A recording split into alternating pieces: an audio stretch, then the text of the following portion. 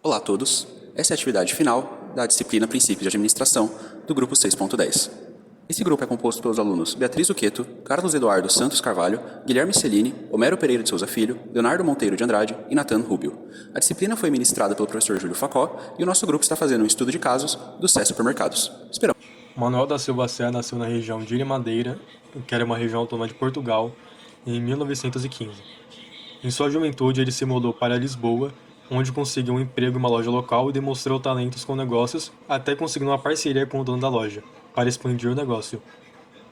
Em 1939, com o início da Guerra Mundial, ele vendeu a sua parte do negócio e veio para o Brasil. Já no Brasil, ele conheceu a sua esposa Maria e tentou vários empreendimentos comerciais, até conseguiu fundar a Mercearia Gonçalves com seu amigo Antônio Gonçalves em 1954. Depois de muito tempo juntos, eles se separaram em 1973, seguindo caminhos separados, com as lojas ficando para Manuel, as quais ele renomeou para Sé Supermercados. O Sé Supermercados ganhou vários prêmios nacionais pelo atendimento a clientes, tornando-se uma marca doméstica na cidade e estado de São Paulo. Em 1996, ele morreu aos 80 anos, e em 1997, o Sé Supermercados foi vendido para uma organização multinacional, sendo revendido posteriormente.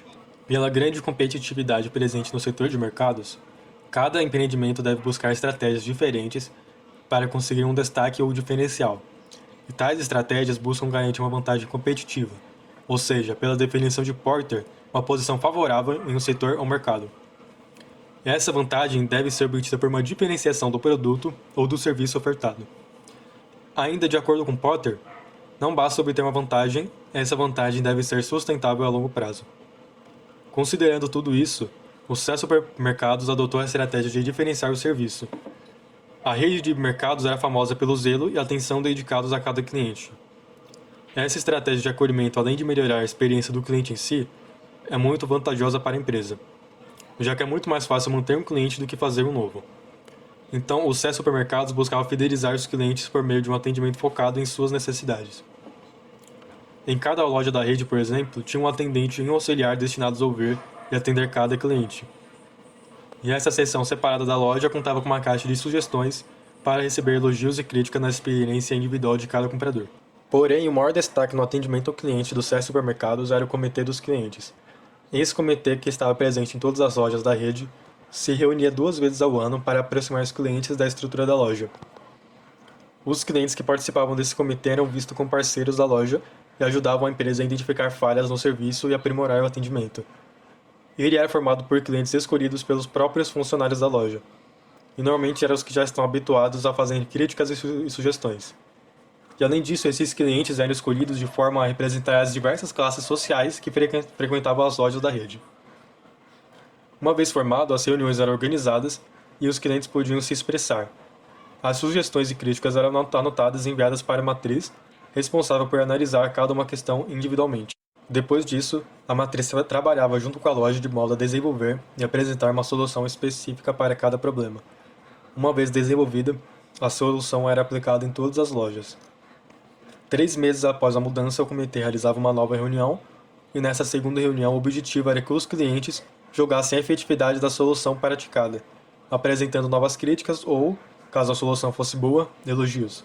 Esse comitê permitiu um atendimento diferenciado por parte dos Sé Supermercados e o constante aprimoramento do serviço ofertado. Porém, mesmo com as estratégias focadas na experiência do cliente, o Sé Supermercados foi vendido para outros mercados e grupos de investidores. No começo dos anos 2000, a marca foi pouco a pouco deixando de existir. A venda da empresa ocorreu pouco tempo após a morte do seu fundador, o que pode ter sido um dos motivos. Além disso, a hiperinflação da década de 90, somada com a crescente abertura do mercado nacional para o capital estrangeiro, também colaboraram. Nesse sentido, empresas de investimento e redes estrangeiras buscavam expandir seus negócios no Brasil, e a compra de empresas familiares foi uma das estratégias adotadas por esses grandes grupos. Grandes marcas nacionais também ganharam força nesse período, e com isso também buscaram expandir através da aquisição de novas empresas já consolidadas no mercado. Ademais, o Sé Supermercados focava em lojas próximas ao consumidor, ou seja, em bairros e cidades menores. É possível argumentar que o perfil de compras do brasileiro mudou, e houve uma preferência pelas compras em atacadistas pelas vantagens econômicas oferecidas. Esse conjunto de fatores levou à venda do Sé Supermercados, que trocou de mãos 3 vezes em menos de 6 anos. Vamos dar uma olhada agora nessas vendas. Agora vamos partir para o período de compra e venda do grupo Sé Supermercado. Desde sua fundação até o ano de 1997, o Grupo Sé Supermercado era uma empresa familiar. Apesar da família não realizar mais as funções executivas, eles ainda participavam do conselho de administração da empresa.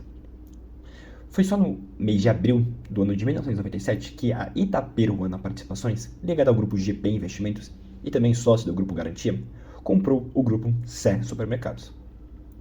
O seu atual presidente, o seu diretor-presidente, Peter Hodgman, revelou que apesar da mudança ocorrida na troca do controle acionário da rede, nada mudaria no grupo. Ele explicou que os planos de expansão que a rede já havia planejado ocorreriam conforme o que já havia sido pré-estabelecido. Até essa data, o Grupo Sé contava com 18 lojas e no seu último ano, de 1996, já havia faturado 499 milhões e o seu lucro líquido foi de 10 milhões de reais. Segundo a Abras, Associação Brasileira dos Supermercados, a rede fechou o ano de 1996 com cerca de 3.800 funcionários e mais de 42 mil metros quadrados diários.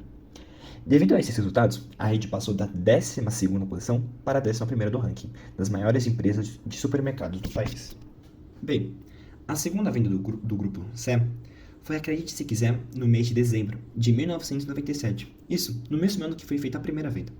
Dessa vez, o grupo que a comprou foi o grupo português chamado Jerônimo Martins. Ele comprou apenas 51% do Grupo Sé Supermercados. Além dessa compra, eles incluíram o Grupo Sé mais 5 lojas, que até então pertenciam ao Grupo São Jorge.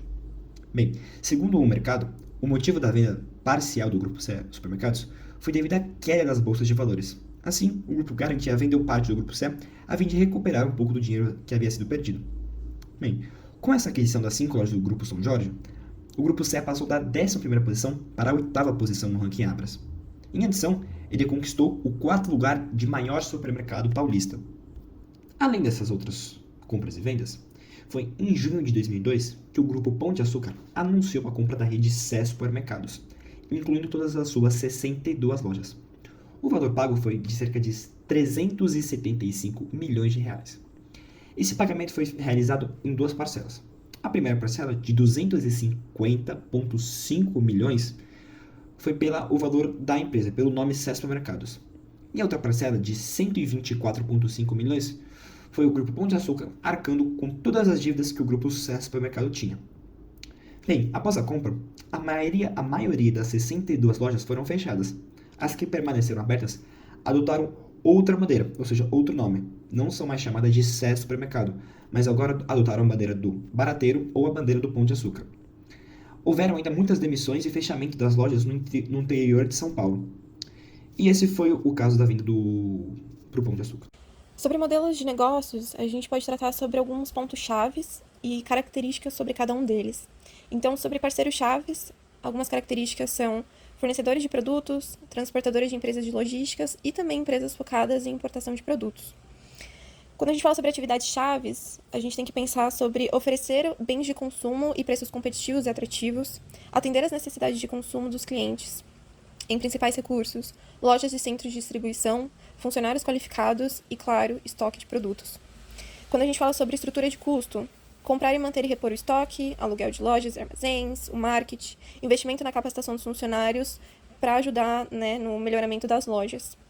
Proposta de valor, algumas características são ter uma grande variedade de produtos, mercadorias importadas e exclusivas, claro, preços competitivos, assim como a gente falou antes em atividades chaves, lojas físicas, estrategicamente localizadas e, claro, o foco na satisfação e experiência do cliente.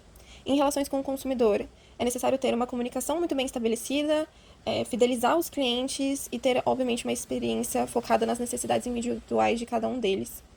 Canais. Aqui a gente vai falar um pouquinho sobre lojas físicas, serviços de atendimento ao cliente, comitês do clientes e ter um time de funcionários adaptados a atender a todas as necessidades do nosso cliente. Em segmento de clientes, aqui a gente vai segmentar quais clientes são. Então, famílias que moram nos entornos das lojas, consumo individual, a gente tem que levar em consideração a faixa etária, que pode ser muito variada, e, claro, as classes sociais também são muito variadas. E, por último, fluxo de receita, então, venda de produtos, possíveis serviços adicionais, como a entrega a domicílio, e parceiras e acordos com fornecedores. O primeiro ponto da análise fofa, então, é as forças. E as forças do Sé Supermercados eram a diversidade de clientes, tanto com relação às classes sociais, como com relação às faixas etárias que eles pertenciam. Também, eles ofertavam uma grande variedade de produtos, ofertando muitos produtos importados e que não eram tão facilmente encontrados em outros estabelecimentos. Havia também localização estratégica, sempre focando em bairros residenciais para enfoque nas famílias. E também o atendimento especial que nós já falamos ao longo de todo esse vídeo. Nas oportunidades que o Sucesso Supermercado deixou de aproveitar, existe uma expansão. Eles fizeram essa expansão e no final da vida a rede tinha 28 lojas. Porém, novamente, essas lojas eram focadas principalmente em bairros. Talvez o Sucesso Supermercados deveria ter focado também em expandir para grandes centros e talvez ter dado um enfoque maior no modo de vender atacadista, ou seja, vender em maior quantidades para pequenos negócios também. Esse modo talvez eles teriam impedido sua venda por ter aumentado seus lucros e conseguido se manterem sozinhos. Também existe o e-commerce, que começava a surgir naquela época. Talvez se o Sucesso Supermercado tivesse conseguido aguentar por mais um tempo, eles poderiam ter investido nessa parte e diferenciado-se assim das outras redes concorrentes. Havia também a oportunidade de aumentar a variedade de produtos. Como dito, eles já investiam em produtos importados, mas talvez alguns produtos ainda mais exclusivos para tentar focar em uma outra parcela da população que não frequentava o mercado. Uma classe alta, talvez, que não via necessidade de um supermercado como esse, mas que caso houvesse produtos exclusivos e de difícil obtenção, poderiam considerar. Nas fraquezas dos supermercados, existe principalmente a dependência de fornecedores, os altos custos fixos e a concorrência forte. Como vimos na nossa análise Porter, no setor de supermercados existe sempre o risco de substituição, e, portanto, é muito difícil de se diferenciar. E as ameaças é o aumento da competição e a instabilidade econômica. Esse aumento da competição vem não somente na forma de outros mercados disputando a clientela, mas também na expansão dessas outras redes de supermercados em si, que foi o que levou ao fim do SES Supermercados. Considerando tudo isso, surge uma questão. O que o SES Supermercados poderia ter feito de diferente para prevenir sua venda? Para melhor responder essa pergunta, podemos fazer algumas análises do próprio modelo de negócios do SES Supermercados e também do setor de mercados em si. Para iniciar, então, vamos fazer uma análise do setor de supermercados utilizando as 5 forças de Porter. O primeiro ponto é a ameaça de substitutos, que nós classificamos como alta. Isso, pois no setor de supermercados é notavelmente difícil de fidelizar um cliente. Redes de supermercados diferentes trabalham, normalmente, vendendo produtos similares entre si e operam com margens de lucros parecidas também. Por isso, o cliente muitas das vezes opta por comprar onde for mais conveniente, seja por questões de localização, preços, facilidades de acesso. Nesse sentido, o SES Supermercados e qualquer outro mercado deve estar sempre ciente de que é uma dentre as várias opções do cliente. É necessário encontrar algo que torne seu serviço mais atrativo e que tente, apesar das dificuldades, fidelizar o cliente. Em seguida, vem o potencial de novos jogadores, classificado como risco médio. Nesse caso, é válido notar a barreira de entrada presente no setor de supermercados. São necessários grandes recursos para alugar o terreno, montar a loja, comprar o estoque, ter capital de giro para manter o negócio de pé até que ele comece a dar lucro, e por aí vai. Então, se existe essa barreira, qual o risco oferecido pelos novos jogadores? E a resposta está nas marcas e redes já consolidadas. O SES Supermercado operava principalmente em bairros, e deveria ter notado a expansão dos mercados atacadistas e das grandes redes. Ao se expandir, esses novos jogadores adicionam um novo fator na competitividade local, e por isso, o risco é médio. O poder dos fornecedores foi classificado como médio-alto. Os fornecedores são os principais responsáveis por garantir que os produtos efetivamente cheguem nas prateleiras do mercado e ao alcance dos clientes. Desse modo, a depender dos acordos tratados e das medidas adotadas, um supermercado pode ficar quase que refém dos seus fornecedores. E claro, caso um cliente não encontre o produto que buscava nas prateleiras, é provável que ele vá procurar esse produto em outro estabelecimento, o que coloca o mercado novamente no risco de ser substituído. Justamente por conta disso que algumas redes atualmente investem em criar marcas de fornecimento próprio, de modo a verticalizar parte da cadeia de produção e distribuição e diminuir a força e poder de barganha dos fornecedores.